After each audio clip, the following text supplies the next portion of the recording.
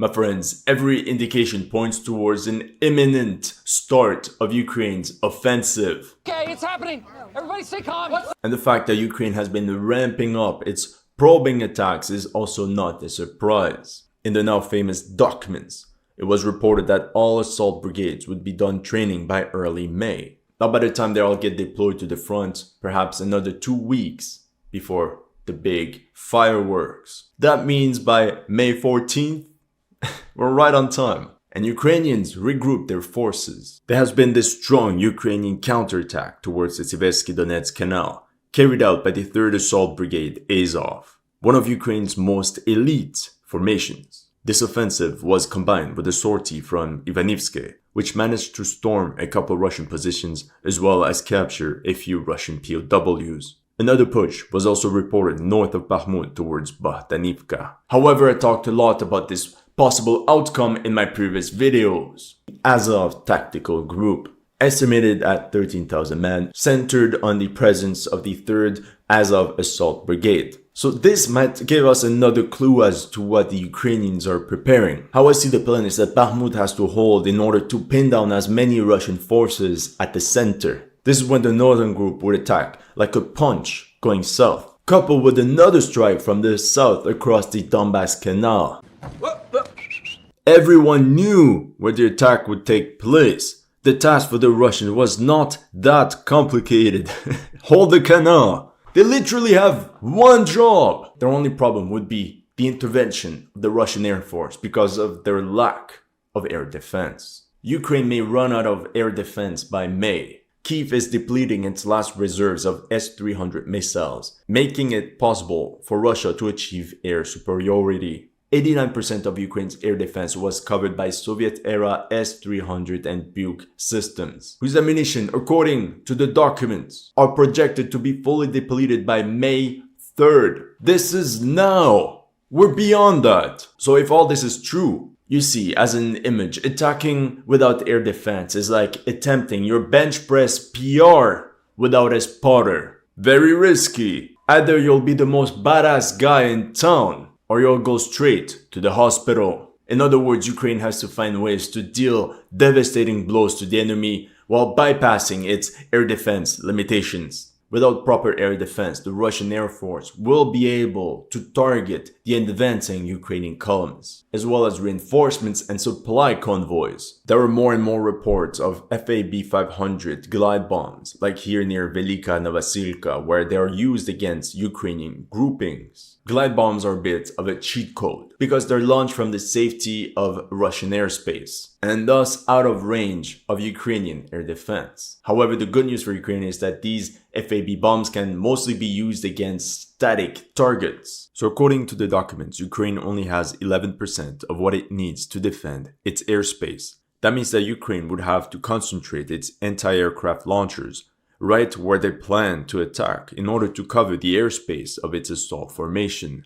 However, this would also give up any element of surprise. Mr. Podolyak, the advisor of the president of Ukraine, said, "The counteroffensive is not one battle that will decide everything, but a series of events." And after reading this, I just had a flash. Ukraine could very well compensate its lack of air defense with creativity and surprise. And that was exactly the mindset of the Viet Cong during the Tet Offensive of 1968. The famous Tet Offensive was elaborated by North Vietnamese General Giap. Our line is not merely military, but an overall policy comprehensively combining military, politics, and diplomacy. The Tet Offensive was both military and political. And this could be exactly what the Ukrainians are planning. And notice how just like the Viet Cong started their offensive during the Vietnamese Tet Spring celebrations, the Ukrainians waited for the Russian May 9th celebrations to launch the attack. The Ukrainians could overload the Russian defenses and strike at multiple places with lots of different types of attacks. Welcome to History Legends. Here are the latest news of the Russo-Ukrainian war. Remember that if you're new to this channel, make sure to like and subscribe. As you know, just like with many other commentators, some of my Ukraine videos have been targeted with limited or no ads. So make sure to check out my Patreon or PayPal to keep the show running. Thank you to everyone that has already helped. And welcome to the headquarters. But the Ukrainians might take out a trump card. According to the Washington Post, the UK will provide Ukraine with the ATACMS missiles that have a range of 300 kilometers. And truth be told, they probably already have them. While the Ukrainians are bombarding the Russians, these armored columns could navigate through Russian fortifications with the help of the 10,000 drone operators that Ukraine has trained in the past few months. These drones could either be for recon purposes, so to literally guide these columns and help the artillery provide suppressive fire, or they could also launch swarms of kamikaze drones on vital Russian positions. While all this is taking place, the Ukrainians are also continuing to probe across the Dnieper. It was reported that late on May 9th, reconnaissance groups of the armed forces of Ukraine crossed over the river using 7 boats and landed on the island of Kruglik at the mouth of the Dnieper. All this is done to establish forward positions in order to allow a large-scale amphibious operation. This is where the Ukrainians take out their second secret card. There were also some reports that the Ukrainian Navy purchased 5,000 diving tugs to be used in amphibious operations on the Dnieper. All this diving equipment would mean that the soldiers would not be exposed to enemy fire while crossing over to the other side of the river, which is the most dangerous part of the operation. Even if that number might be exaggerated, we could have hundreds of small Ukrainian units going on the other side of the river and establish little breachheads without the Russians being able to do anything. That also means that preparations for the assault on the Zaporozhye power plant are in full swing, since Ukrainians could infiltrate hundreds of small sabotage groups to create havoc behind enemy lines and secure a breachhead so the reinforcements don't have to cross the river under enemy fire. And this is where Ukraine's Marine Infantry Landing Force, MILF, could intervene in order to really make it like a Tet offensive. The Ukrainians could already have a bunch of camouflage sabotage units all over Russian-controlled territory that could plant explosives on critical infrastructure on D-Day. And if we crank up the level of chaos one more step, if the Ukrainians manage to find a little gap in the Russian airspace, they could even launch airborne operations. In the past few days, Ukraine received 14 Mi-8 from Croatia. Each of these helicopters can carry 23 troops. So 14 units could insert 336 Ukrainian paratroopers behind enemy lines. But they have a lot of smaller helicopters that could also bring troops. But in theory, they could disembark some 500 men in an entire battalion. Just imagine an airborne operation against Melitopol, and where the paratroopers raise the Ukrainian flag at the city center. Dozens of videos would go around Telegram. This would be pure informational warfare in order to spread fear and chaos. Our men are running from the battlefield! Shame for this play! This would be an example of a political victory. However, if we're more conservative, the Ukrainian helicopters could disembark the paratroopers somewhere around Energodar at nighttime. Crimea could also be subject to an attack. Ukrainians have been increasing drone swarm attacks on Sebastopol. On the 28th of April, Ukrainian drones destroyed an oil depot, which created a huge fire. They repeated the attack on May 7th.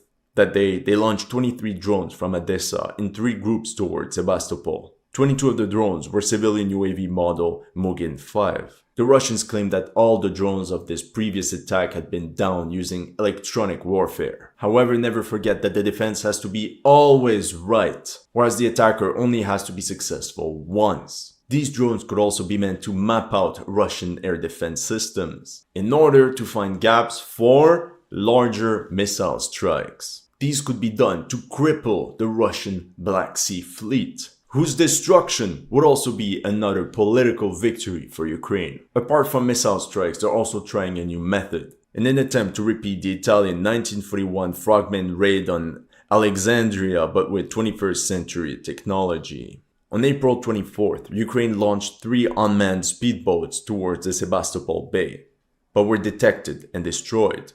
These naval kamikaze drones have a range of 400 kilometers, and that means that they can be launched from anywhere from the Ukrainian coastline. Their 200-kilogram warhead can sink a surface vessel if it hits the front portion of the ship. So perhaps this is what Ukraine meant with lots of different events. And for maximum efficiency, all these attacks could be coordinated. Once again, at the moment, the only weak spot of the Ukrainian military would be the status of its air defense. Another discussion is how many launchers Ukraine has left. Prior to the Russian invasion, Ukraine had around 100 functional S-300 batteries. A typical S-300 battery comprises an engagement radar, an early warning acquisition radar, and 3 unit launchers, each with 4 missiles. So a S-300 regiment usually consists of 4 batteries, meaning 12 launchers. And overall, at the beginning of the war, Ukraine had about 300 operating S-300 launchers. Now, according to super poor Ukrainian Oryx, there are 56 visually confirmed S-300 losses for Ukraine, without taking into account all the ones that were destroyed in warehouses. More on that later. How about we spice things up with a little PowerPoint presentation? On the 26th of April, the Ukrainian Air Force reported to have destroyed 5 Lancet drones and 1 Merlin reconnaissance UAV. Yes, Ukraine did destroy 5 Lancets, but this was done by ramming their irreplaceable heavy anti-aircraft missile systems into them. On April 26, the Russians reported to have destroyed an entire Ukrainian air defense division within an hour north of Kherson. Apparently, 4 S-300 launchers were hit. Get back to the PowerPoint so it seems more professional. The first attack happened on the eastern outskirts of the village of Promin. A group of 2 S-300 missile launcher systems were detected. The first S-300 was completely destroyed by the explosion of a Lancet kamikaze drone. At the same time, a German Gepard self-propelled anti-aircraft gun was positioned right next to the first group of S-300s. A Lancet hit it and disabled the gun-guided radar. The second S-300 next to it was damaged by fragments of the first explosion. Another drone arrived and hit the head of the container and damaged the missile guidance system. Now let's move north of Promin. Now under alert, the remaining S-300 launchers took off on the main road. The Russians tried to hit them while on the move, which you can imagine is much more difficult. The Lancet explosion only damaged the launch container of a third S-300. However, a fourth one was hit, but that one was less lucky. It completely burned down. The same day in Zaporozhye, a medium-range Tor M1 air defense system also tried to flee after being detected when it was hit by loitering ammunition of the Lancet type and forced to a halt. Those are visually confirmed losses. So in the end, the Russians did not destroy an air defense division, at best, half a regiment. At best! But apart from that, the Russians also claim to have destroyed a radar model 36D6 in Donetsk. Here are the main things a 36D6M radar can do. High probability of detection of small air targets, hovered helicopters and targets slowly moving tangentially to the radar. Exceptional interference immunity against jammers of all types. Capability of jamming station direction finding. As you can imagine, losing such a radar is highly problematic. Once again, according to the Russian Air Force, so take it with a pinch of salt, they hit an S-300 missile system near Snusturevka. Hold on, I'm told it's actually Snigirevka. And then another S-300 complex was destroyed by a Kh-31P missile, this time near Voznesensk. Honestly, just look at this map. That was a black day for the Ukrainian air defense. And it's not a coincidence that the Russians are striking a lot of targets near Kherson. An amphibious operation across the Dnieper is in fact being planned. And it's not a coincidence that all these highly valuable equipment have been targeted this same day.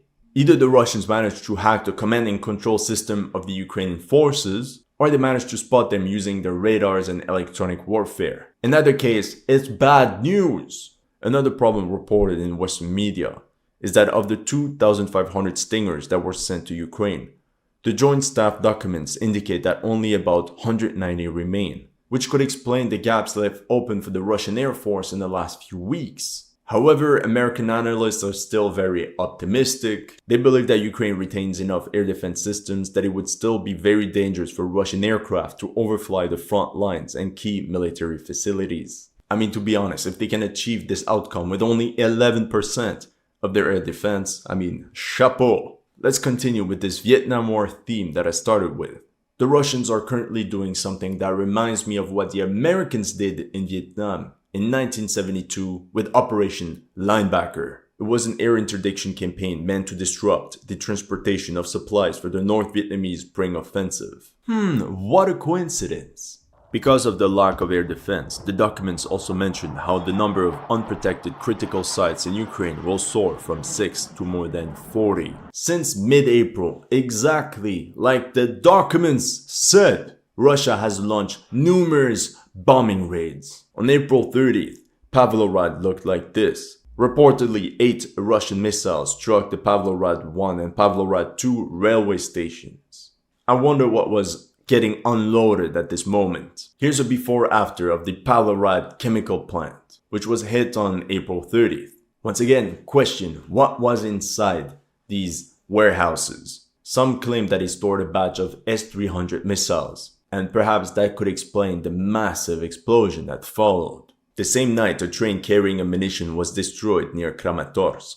Because that means that not only did they know about the schedule of the train, it was followed by the timely detection of this specific ammo train, and then all the information was transferred for the Russian Air Force to strike. As a reminder, once again, 1 year ago, the Russians were completely unable to achieve this. On May 5th, equipment repair shops located in the Zuz Keramika enterprise in Slavyansk were hit. However, that wasn't the biggest event of the day. On May 5th, a German train filled with German Leopard 2 tanks was spotted in Odessa. And 2 days later, the Russians destroyed numerous warehouses in Odessa. It was reported that this airstrike was a result of 8 Kh-22 missiles launched by 7 Russian Tupolev 22 M3 bombers. We don't know what was in these warehouses, but Ukraine said it was food storage. Right. Truth be told, these warehouses could have been decoys, but I think we all know what possibly could have been stored in there. Here you can witness the destruction of another Ukrainian warehouse in Berislav near Kherson on the 8th of May. This facility probably stored some Mountain Dew and Cheetos, feeding the Reddit trolls. Anyway, if all these reports are correct, we might be witnessing a new phase in the air war in Ukraine. One of its latest iterations occurred late night on the 8th of May. According to Ukraine, 8 Tu-95MS strategic bombers and 1 Tu-22M3 long-range bomber fired a salvo of an estimated 50 X-101 and X-555 missiles. Almost every 2 days there's a new bombing raid. Lately some explosions were reported in Dnipro and Zaporozhye, but we don't have much more information than that. Both these cities are extremely strategic in terms of logistics due to the fact that they are located across the Dnieper River. In the end, the West intervened at the right time to support the decreasing capabilities of Ukraine's air defense. In October 2022, it was reported that Germany would send MAN SX-44 trucks equipped with IRIS-T SLM systems to Ukraine. There are 8 missiles mounted per launcher, separated in 2 containers of 4. And just like with the general replacement of the Ukrainian artillery with NATO units, the main advantage of this rotation is that the West has plenty of anti-air missiles. I counted roughly 3,000 IRIS-T missiles available throughout Europe that could potentially be sent to Ukraine. They have a range of 40 kilometers, which is just about the same as the Soviet-era Buk missile system. That means that, as of now, the Germans sent the equivalent of 1 air defense battery. Anyway, according to this picture, this IRIS-T battery is located in Odessa. How do we know? When the journalists went to take a picture, they also captured all this stuff, literally pointing to Odessa. It makes sense that Ukraine would want to defend Odessa because a lot of supplies come through there. Meanwhile, by April 26, the Ukrainian Air Force confirmed the full employment of 2 Patriot batteries of the PAC-2 interceptor family because the launchers came with an AN MPQ-53 radar set. The version is believed to have an operational range of up to 160 kilometers and can intercept both missiles and aircraft. Once again, the question is it gonna be enough? That's all I have for you today. Let me know in the comment section what you thought of my analysis. If you're new to this channel, make sure to like and subscribe. And if you want to support my work, make sure to check out my Patreon and PayPal. The links are in the description below.